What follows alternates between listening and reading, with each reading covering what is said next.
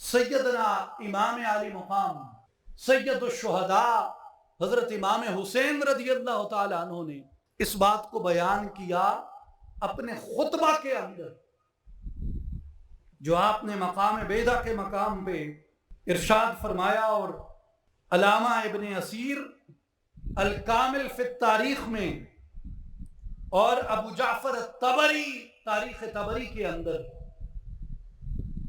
हजरत इमाम आली मकाम के इस खुतबे को बयान फरमाते हैं।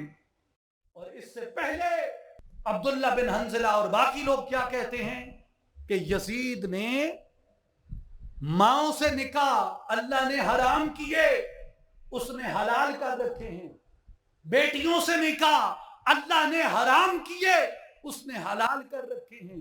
बहनों से निकाह अल्लाह ने हराम किए, इसने हलाल कर रखे हैं।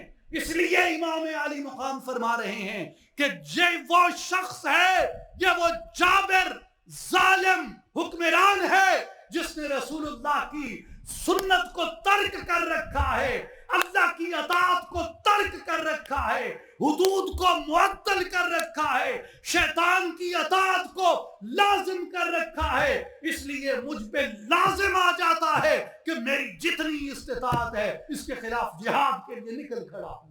मेरे भाइयों और बुजुर्गों और साथियों, यह खुद सैयदुश्शुहदा की गवाही है उसके किरदार, उसके अफाल और उसकी बदअमालियों के ऊपर।